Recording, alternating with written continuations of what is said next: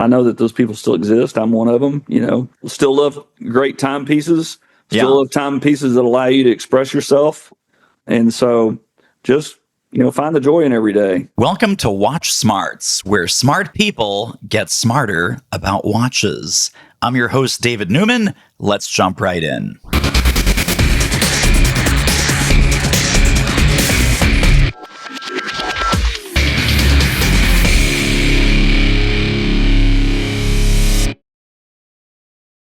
Well, you might like watches, you might even love watches, but I'm pretty sure that you've never talked to someone who designs watches. So please welcome the awesome and amazing Tim Hale. He is the first designer and ended up being the executive design manager at Fossil Watch Company, which you may know them from Fossil watches or Diesel watches or Skagen watches or Sketcher or Relic or Zodiac or any of the brands that the Fossil Group owns. And I probably missed some along the way there. So Tim Hale, welcome to the show. Thanks. Thank you very much for having me. This is really neat, unexpected opportunity. Yes. I'm so glad that you made time to stop by. So tell us a little bit about your backstory as a design geek and how did that develop into being a watch design geek? Yeah, I guess you'd call me an art geek first. I grew up in North Texas, which is not the epicenter of where you would expect somebody like that to come from. So not your usual suspect, I would say, probably an unusual suspect to end up in that role, but grew up really fascinated with art. I had a lot of influences in my early upbringing. My parents were always very supportive of art. I would say I was kind of gifted in music and gifted in art, and I dabbled in both pretty much my whole life, and ended up kind of following the art path out of high school due to the recommendation of an art teacher. You always talk about your teachers and how much influence can the teacher have on a kid. And I had an art teacher that had that kind of influence of like, you ought to be in communication design. And I was like, what's that? I wanted to be a Western artist like Frederick Remington or C.M. Russell or somebody like that was always my dream, but had been fascinated with graphics. And she said, because of my working style and how fast I work, she goes, I think you'd be perfect to be in communication design or, graphic design. And so that was the path I followed through college. Got a BFA from Baylor University. Again, not a noted design college necessarily, but had a good program and had a cohort of students that I went through with that were very engaged, very highly engaged in the industry, highly engaged with what was going on. I would say as a result of that, I ended up early on graphic designer, hired before I got out of college to a local agency, finished my college career being full-time employed at an agency, and kind of got my chops, I would say, from being at that agency and learned some kind of philosophy that actually ended up aiding me later in my career at Fossil. Tim, I'm curious, what kinds of things were you designing back in your agency days? Yeah, back in the agency days, I was doing a lot of photography for the agency. The agency, the guy that owned it, a guy named Jack Fortenberry in Waco, Texas, had a small agency, and he was doing a lot of B2B and some B2C work. More of it was, I would say, trade work. And I was doing like van conversion company. I was doing all the photography for the van conversion companies and doing their brochures for them. We were doing some like hydraulic manufacturing promotional stuff. And I would do like cutaway, very industrialized looking illustrations with airbrush. And everything was done by hand then. Oh, yeah. And so tinting photography, he threw everything at me. And as an early graphic designer, that became very instrumental too. You talk about influences in your career. He was very influential in my career in showing me that you could do it if you put your mind to it. And so I got really wired that way before I kind of struck off into the world after college. You also mentioned, right before we turned on the microphones, you mentioned this concept of the universal design principles. Yeah. And I know that sometimes in art school or sometimes even working designers that design cars or that design consumer products, sometimes an exercise is, let's have you design a watch. Yeah. So if you have a Mercedes car designer, BMW car designer, they will often have a little in-house contest. Hey, design a watch. Let's see what you can come up with. Did you ever have any of those exercises that may have triggered something in your mind? I would say that was kind of at Fossil. That was later, much later in my career. at Fossil, that became kind of part of the exercise of like taking a brand and actually distilling the unique qualities of that particular brand. Probably the best case that you wouldn't expect is like, I was thinking about this the other day, and I think it was because of the space program and everything. I was talking to somebody. We had Boeing aircraft approach us one time, and they wanted to do a watch. And we were like, what? Like, why would Boeing aircraft want to have a watch? You know, they wanted us to design a watch for them. And so Harley-Davidson, we got the Harley-Davidson license. They had never really done a watch. I ended up being the lead designer on that exercise, and we were a licensor for Harley-Davidson for 4 years, from 93 to 97. Yeah. And I designed a lot of that product, me and a couple of other guys that were on the team. But it was like, go look at all the advertising, go look at the actual motorcycles, go and like translate, the brand language of that particular brand into product. Yeah. And that became, honestly, I felt like for Fossil, you spoke early on about some of the other brands we designed for. We took the notion of what is vintage and what it's authentically vintage. That came initially from mimicking things that had been done before, honestly. I mean, no two ways about it. We were looking at like old Gruen and old Hamilton and old, like some of the predecessors, even pre and post World War II product, and looking at those and saying, well, what makes those appealing? And started to really design around that language is where Fossil started. And then we took that knowledge, kind of that gained knowledge or gained expertise, and took that to all the licensing opportunities that we had while I was with the company. Take us back to the early days when you first joined. You said that you connected with the founder of Fossil. Yeah. How advanced was the watch business at that time? What were your marching orders for the first month or two that you got there? I mean, honestly, I've told this story. So the founder, Tom, he didn't really know anything about watches either. He had a brother who eventually became the CEO, a guy named Costa Kartsotis. And I worked for Costa for the 30-year career, majority of the 30-year career I had at Fossil. But Costa was actually in an organization called Sanger Harris in South Texas. It was a retail chain, big box retail chain that was regional. Eventually was bought out by Foley's, and I think eventually Macy's bought them out. But while Costa was there, the Swatch group actually used that market as a test market for Swatch. When they were introducing the plastic watch concept in the 80s, they actually used Houston, Texas, for whatever reason, as a test market to see how it would work in the States. At that time, Tom was actually starting to set this business up. And so Costa reached out to Tom and said, hey, this fashion watch thing you've been talking about, possibly wanting to do, I think it's going to be a thing.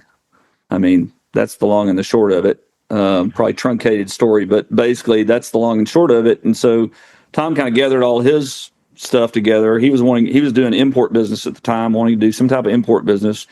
He gathered the resources he had, plus these other partners that he had met in high school, and went to Hong Kong and found a manufacturing agent and really started to find factories that could create something. And the reason it became Fossil was because he was really inspired by the watches that his dad wore, which were these old, what we would call vintage or, early timepieces. And it could have been Gruen or Rolex or any of the other early timepieces you could think about that were kind of, I would say, in the 40s and 50s. Those were either self-wind or winding, the typical watch that I would have grown up with or grown up around too. So that's where the inspiration came from. That's where it started. And early on, the ask was, hey, let's try to recreate this, because the unlock is that Swatch was introducing quartz technology. And so they were introducing a quartz technology that was relatively cheap. There were a lot of, like, what I would call engine manufacturers for quartz out there. You had Citizen Group, the Seiko Group, that were peddling these movements to anybody, really. And so you could get a good movement. It was just, how do you wrap it? And so the ability to have a well-crafted timepiece in terms of it just being accurate was pretty low bar. It was accessible at that point. Yeah. It's like, what are you going to put around it? And I think Tom's shrewdness on it was, let's create something that we know people would want to wear that have some sentimental attachment to this look. Classic Americana in the 80s was the hot topic. It was hot property, just from a fashion perspective. And so it was really about how do we create a fashion segment for timekeeping that's as much about complementing what I'm wearing as it is about keeping time, and make it accessible. So the accessibility of it was the other piece of like keeping the price point where it felt like quality. I was still spending, a fair amount of money to get something, but it was nice. It was not junk. It was going to last. And over time, that really lean into quality became much more important. And over the time and over the history of the organization money they made would invest back in the manufacturing and eventually bought factories, owned factories, either partial or full ownership of factories in Asia to be able to quick control commercial quality. break here. Isn't this a great interview? By the way, if you know someone who loves watches as much as you do, share this show with them. Direct them to watchsmarts.com or tell them to find Watch Smarts on their favorite podcast platform. I thank you, and so will they. Tell us about the design evolution. So initially we're competing with, maybe Swatch, maybe some of these others, Seiko, Citizen, etc. What were some of the early watch designs that you and your team put together that were really exciting for you to work on? And tell us about a couple of flops. Oh, a couple of flops. There are a lot of flops. We don't need to go too deep into the flops. Let's have fun with the positives. Well, no, I think that the reality of it was because we had developed this fashion segment. The intent was to develop a fashion segment. Yes. I think fashion's changed quite a bit in terms of cycles. But at that time, it was literally like you have 4 seasons, you have 4 cycles. And so we were trying to develop product where we were doing like 4 cycle releases a year, or four releases a year. Yeah. And so there was some methodology around that. The thing I would say to answer your question, so there was a watch called the Water Watch. And this is not a visual program, so I can't really show you a picture, but it actually looked like that there were parts of the watches suspended in a liquid over the face of the watch, and it was humorous. And so I think part of the Fossil brand too was the ability to evolve out of being this kind of almost let's mimic vintage watch design. Let's evolve out of that and get known for creativity. And really one of the brand hallmarks was to be quality, novel, and always fresh. Yeah. And so constantly coming up with ideas, constantly injecting newness into the industry, but trying to be kind of smart and whimsical and the brand not taking itself too seriously. Yeah. I think was an important part of it. We always used to talk about as one of the brand tenets as being humor, the ability to actually have fun with the creativity. So the Water Watch, I would say, was one of those early on successes. We sold a lot of them, but people would often look at it and go, well, this thing's broke. The parts are floating in it. And that was the shtick, as we used to say, was to have fun with this area of business and not take it so seriously and have some whimsy. So some of the ones that we introduced like that, there was something we called a rock watch. We did a bunch of watches that were formulated out of something that looked like faux stone, and had a lot of fun with that. And, talking about it being fossil, sometimes people didn't really understand the name. The name was really, a nickname for the owner's father. He used to call his dad a fossil. And so when the brand initially evolved, he was like, let's just call this the Fossil Collection. This is the collection my dad would wear, kind of thing. Yeah. Well, we eventually dropped collection. It just became Fossil. Yeah. And so when people saw the rock watch, were like, well, that totally makes sense. You're making watches that look like they're made out of rock. Yeah. But the way it was done was really crafted really well. The product held up really well. We sold a bunch of those. And it was the novelty of it, honestly, that attracted people. At one point, we did a sundial. Did not have a movement in it. It was made out of faux stone, and it literally had a sundial where your watch would be. Yeah. And it was entirely intended to be, what I've termed as retail entertainment. This idea that you could go buy something that would entertain you. Yeah. And that was a lot of honestly, the Fossil brand was as much about timekeeping and became very serious about timekeeping and trying to do really quality products. And we did. But at the same time, it was always, how do we entertain the consumer? And that, the packaging became part of that. All of Yeah. that kind of fit neatly together. Well, tell us about the famous fossil tin, because Yeah, that yeah. was your baby. I'd love to hear how that came about. Well, I used to go, as I was telling you before we got on the air, I used to go to flea markets a lot with my family, with my wife and kids. And I just had a fascination with vintage things, with antiques and vintage things, particularly packaging, cameras. I have a pretty decent camera collection because I was a photographer. That would be an outing for us as a family, a cheap outing for us. There's a big flea market in Texas called Canton. It covered acres and acres of farmland, and we would go and just spend a Saturday or a weekday afternoon doing this. And I kept noticing at these stands that all these vintage tins, like the oil tins, your cosmetic tins, pharmaceutical tins, just everything was packaged in tin for a long time. And the counterpoint was that every brand we were competing against at that time were either packaging in plastic or they were packaging in paper. And it really wasn't enhancing the customer experience.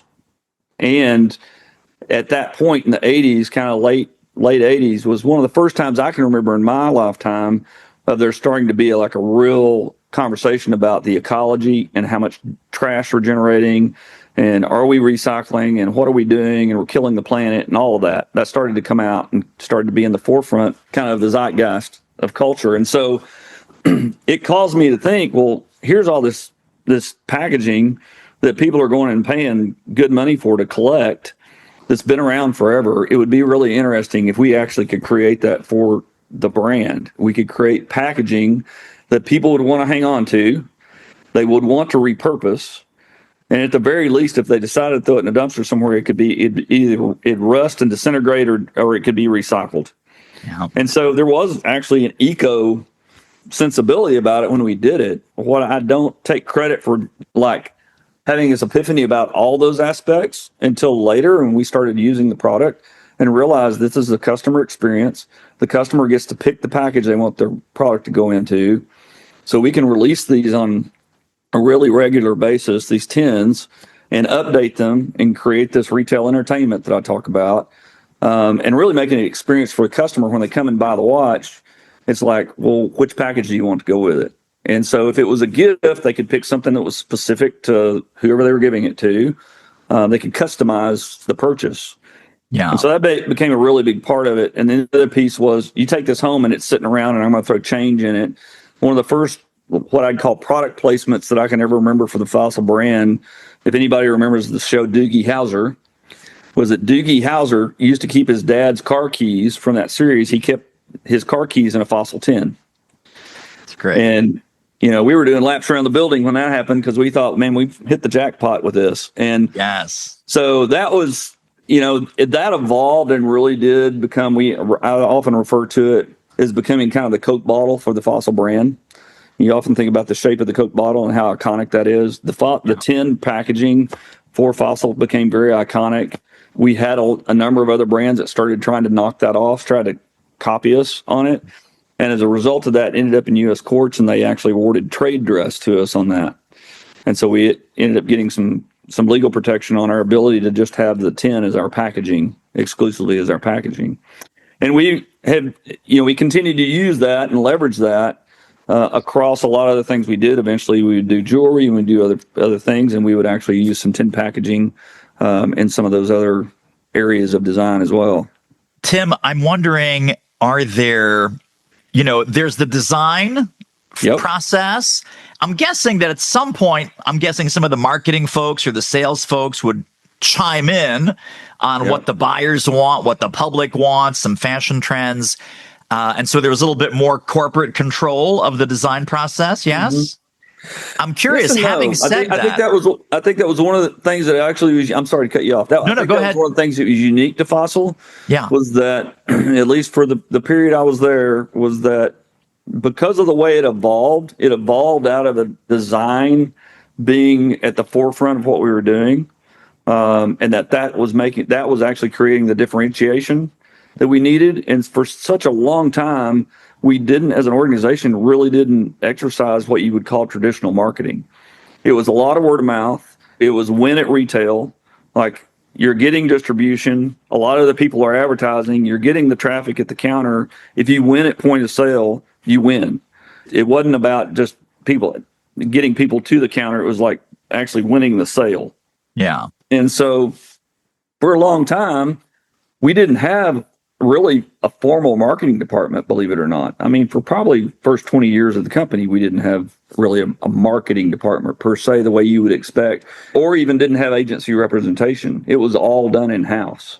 Yeah. And to your point, what evolved was we started very design centric to the point of where, I may have been, I was designing watches. I was designing watches for either helping with design on Fossil brand or helping design on licensed brand. People within my department that I was hiring into what you would typically consider to be a graphic design department, we were actually doing all facets. So we were designing product, we were designing the communication, we were designing the point of sale, we were designing all of that until it got to a scale where it didn't make sense anymore. And at that point, we started to decentralize some of those disciplines. So you started to get just watch design department. You started to have just an accessories design department. We did eventually have more of what I'd call a communications department or marketing, but that marketing was more entrenched with cooperating with our big box retail partners that we had and supporting their efforts to advertise and supporting their efforts to promote more than it was actually promoting the brand. What evolved over time, and I think this was typical in the 90s, was that we eventually started building our own stores. And when you think about having your own, we really thought about it as more having your own showroom to showcase the brand, because we were in department stores, so that the leather goods was in the leather department, the watches were in the watch department, the sunglasses were in the sunglass department. The consumer didn't understand at that point the scale of the brand, and so we started to build our own stores to be able to do that. So, I mean, in really quick fashion, that's kind of how the organization evolved. In terms of the watch design, because I know that's what you're wanting to talk about, over time we developed a very competent watch design department and had, factories in Asia that we were talking to every day, having constant communication about in terms of what components we're using, and we would have factory days where we would go and review all the things the factories were working on. And some of that would be innovation, and some of that would be current projects. And it was a cycle that we got to a point where if we were going to introduce an idea, we could introduce an idea over a 12-month period. We would start developing, 12 months later, have it in the market. And that's very fast, correct? Yeah. That whole preamble I asked because I wanted to insulate you from the following question. Okay. Are there watches that in the design phase, either with or without marketing input, corporate input, that you thought were going to be a huge smash hit and ended up going nowhere? And then similarly, were there some sleeper hits that you're like, yeah, well, this is okay, but whatever, and it took off like wildfire?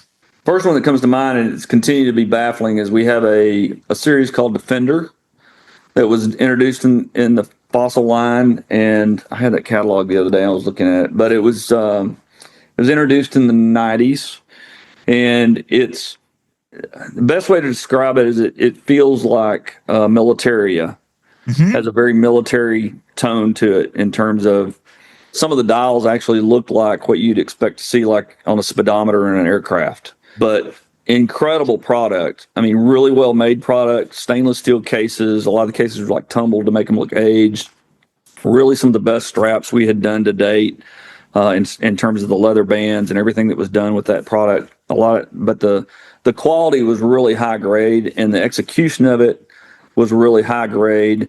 And we had, I would say, nominal response to it, like good response, but it wasn't like lights out where we've hit a home run. Yeah. And because of that, we did it, had success with it, and then came away from it and said, okay, well, that wasn't as successful as we thought it was.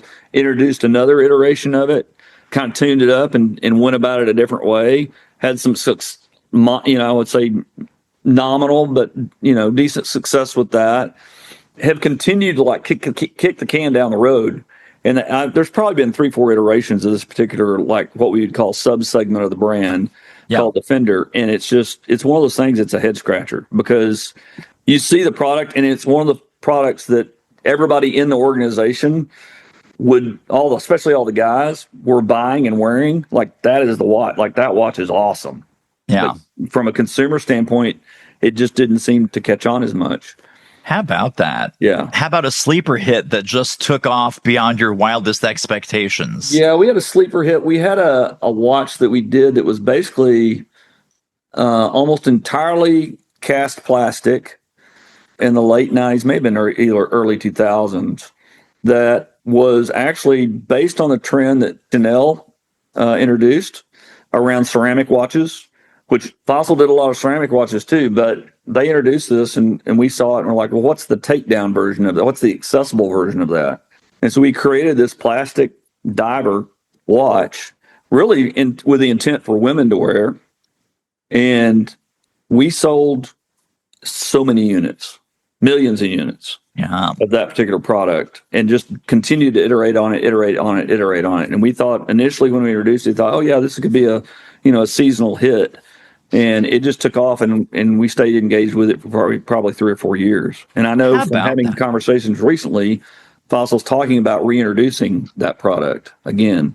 Well, going back to the tins, and it's funny that you mentioned about Doogie Howser, kind of seeing your work in the wild.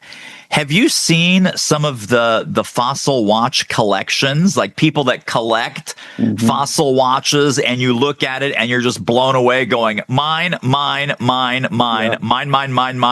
that's not mine, but mine. Right. How did that strike you when you see these huge collections that people take very seriously? It's super inspiring, and it actually makes me smile because the intent in our work was always, we want people to be able to look at their watch and be able to trust it, that it's telling them the right time and that it's going to last, for a certain amount of time. It was a fashion product, so I think the intent on it was that we knew that it would be temporal. It wasn't something that, it was going to be like your father's Rolex that you handed down year after year after year, although we know that happens even with some Fossil watches. It makes me happy to know that people find joy in it, and it's part of their story, and that's what they do. I think that's where I feel like, honestly, now, post Apple introduction, that I feel like Fossil still has opportunity. Is that those people are still out there, and I would say that the pendulum is now starting to swing back. We're getting a lot of information about how detrimental screens can be, and how many screens are people looking at, and is that really necessary? And how, is that actually good for you? And I think people are starting to kind of want to have something else on their wrist from time to time that kind of projects their personality. And that was really our goal with what we did with Fossil, was to actually project, allow somebody to have the opportunity to kind of project their personality, what their fashion sense was, and that type of thing. Interesting. Speaking of collections, do you happen, and you might not know the answer to this, but I'm curious with the, people collect all kinds of things. Are there people who have a collection of the tins? Yes. Really? Yeah. Oh, yeah. I know those people are out there, and we published a book before I left the organization, probably in 2010, I think, called Tinspiration. And we did it. Yeah, it was a inside work that we wanted to do because one of the things we did early on, I recognized because of I told the whole flea market story, is that people collect the tins, like people collect packaging. Yes. And people collect baseball cards. So the idea was, how do we meld those two ideas? And we put a series number and a date on the end of every tin. And so we series the tins so people would know. We typically release them in sets of 4. Yeah. So people would know this is a set of 4 that goes together. And so we made it where people could collect them if they wanted to and be able to keep up with how the series is running. So when we published the book, we actually published the book, and the book was to really show this is the inspiration for where the design language of this particular tin came from. And so it was this really just this kind of happy exercise of restating where inspiration for the tins was coming from. And then in Yeah. the back of it, we did a complete directory up to that date of every tin we had designed. So it's like a catalog of every tin. Very cool. And that book might still be out there somewhere, right? Go to your favorite used bookstore, check out if they have it. I found out that Fossil actually, after I left in 2017, Fossil since has republished it. Oh, nice. I didn't know that. And I was talking to some of the members of the current design team just a month or so back, and they were interested in trying to update it and try to bring it, up to current. Yeah. And so it will be interesting to see if they try to do that. Look at that. So yes, I'm seeing it. I actually did pop on Amazon. So listeners, you may have to jump on this very quickly. Tinspiration, the art and inspiration of the Fossil tin. Yeah. And there are a couple of pre-owned copies floating out there. So people can totally go out and grab that. That's crazy. Hey, So it's crazy. David So Newman, good. your humble host. Listen, do me a huge favor. If you love this show, if you love watches, would you do me a wonderful favor and leave us a review on your favorite podcast platform? Reviews and ratings mean the world, and they help other smart watch lovers find the show just like you did. Thank you in advance for your help. So were there other brands, Tim, in the Fossil family that you were also designing for? Was it primarily Fossil and then the partnerships? No, I did work, at least brand work, and helped with pitching for a lot of the licenses that we did. And so when we would go in, we would kind of go through this exercise. This is one of the things I learned. I said, I learned as a discipline while I was at Fossil of really how to decode a brand. And so we would go in and actually meet with the design organization, whatever it might be. It might be an Armani or Burberry or Donna Karan, or, we did work with a lot of high-end fashion brands. We would go in and meet with their design staff and even at times their founders. Yeah. And really try to dig into, well, what makes this product unique? What makes your brand unique? Yeah. And then distill that language and then go back and design product that actually fit the brand. Yeah. And so that I loved. That was one of my favorite exercises to do. It was just a lot of fun. And so as a result of that, when Fossil started buying other brands, we had this licensing work going on, but then we created Fossil, we created Relic, really was a compliment to Fossil for distribution reasons. But once we had done that, we decided, well, it'd be nice to have some other proprietary brands. They bought a company called Michelle, a brand called Michelle, which a lot of people may be familiar with. Probably made most famous on Housewives of New York. But it was out of Florida, and we purchased that brand as actually a luxury brand. All the watches were diamond encrusted. Wow. And kind of a real high-end luxury brand that, the average price point on a Michelle watch was $1,200. So kind of out of the scope of what we had done up to that point in terms of where our distribution was, different distribution channel. And then eventually acquired the Zodiac brand, which has been a legacy Swiss brand around since 1892. It had been purchased by a U.S. company before and kind of, for lack of a better term, kind of run into the ground commercially, hadn't really honored the heritage of the brand.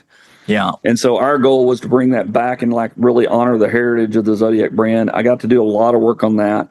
Yeah. We did 2 or 3 iterations of that brand. I got to work on relaunching, figuring out what the packaging was going to be, what the point of sale was going to be, kind of what the communication standard around that was going to be. And so worked on that brand a lot. And then eventually when Fossil acquired the Skagen brand, it was at a point in my career where I'd been doing Fossil for a long time and had built the internal team, and we had brought some other people in to the team. And it gave me the ability to, when we brought that in, we knew it was going to be a bigger project because I got really excited about it because we had been doing vintage for a long time. And now there's an opportunity to do something that feels very European modern. Yeah. And so just out of pure, I want to see if I can do this, had the opportunity presented to me that if you want to do this, this is something you can do. Go be the creative chief for this. Yeah. And so we acquired it, actually hired some of their design staff from Reno, Nevada, where they were based, and brought them back to Dallas and did the whole re-platform the brand, go back to the roots, of Danish culture, understand why the brand originally came to be, and then really try to honor that from a design aesthetic. And it was a ton of fun. I had a lot of fun. I bet. Oh, I had a lot of fun doing it. And so Skagen, very clean design, very modern, right? Super crisp. Yep. Yeah. And then Zodiac, going back to Zodiac for a second, Zodiac made these these crazy, amazing dive watches that were so bold, so bright. Right. Yeah. Was it Super Seawolf, right? That was one of them? Super Seawolf, yeah. Yeah. And so good. I mean, just striking watches and very different. I mean, you've got the Fossil family, right? The Skagen family we just talked about, very different. And then Zodiac, totally different DNA again. Right. It must have kept you very busy and very all the plates spinning at once, right? Yeah. And that was the thing that probably kept me in that, I've been asked before, like, how do you stick around there for 30 years? It's like, well, I was just having a blast. I mean, as a designer, they treated me incredibly well. We had an incredible culture internally as an organization. It kind of was that band analogy that I used earlier of like, I just felt like I was in a very successful rock band. Right. Doing what we love to do. And I didn't talk about this, but early on, you talked about what was the design inspiration or what were you charged with early on in your career as we started developing watches. It was like, make stuff you'd buy. That was literally it. We had a bunch of, it was a young company. They're like the average age of everybody in that organization in 1987, when I started there, the average age was probably 27 years old. Wow.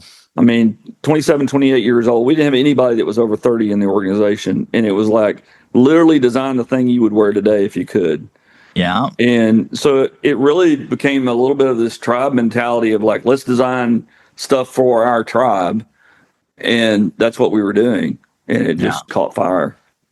Yeah. Really fascinating. Well, Tim Hale, thank you. It's been such a pleasure talking with you. Any parting words of wisdom or final thoughts that you'd like to share before we land the plane here? Personally, I appreciate the opportunity to do this. Honestly, David, this was not on my radar at all. I've had recent, conversations with some of my former staff and some of the people that are still working at Fossil. And I know that they're trying to turn that around. I know with the advent of, we didn't talk about that at all, but it's kind of the Sony Walkman story from when the Sony Walkman was the big deal. And then Apple introduced the iPod and it went away. And I think there's a whole sector of the industry, the fashion watch industry, that was basically completely decimated, or at least put it on its ear when Apple introduced their watch. And we knew that was coming. And so what I would encourage people to do is find the joy again. Like Fossil's still around, and I know those guys are trying to reintroduce and trying to regain kind of the heart and soul of and spirit of that brand that made it great. I know that those people still exist. I'm one of them. Still love great timepieces. Still love timepieces that allow you to express yourself. And so just find the joy in every day. I love that advice. And just, this probably from looking at and talking to your colleagues, but the 27 and 30-year-olds today, they're getting back into the watches, real watches, not little wrist computers, but real watches. So it's a great time to reboot and reinvigorate the whole watch scene for Fossil. So I think I have very high hopes that the quote unquote, these kids today, they get it. They get it. Oh, yeah. No. Very good. Very nice. Well, Tim, thank you again. Thank you so much, David. Yeah. Hope we cross paths again. Thank you. And that wraps up another episode of Watch Smarts. Listen, if you love this show, if you love watches, subscribe, download, leave us a rating or review on your favorite podcast platform, and check out all the free resources waiting for you at watchsmarts.com.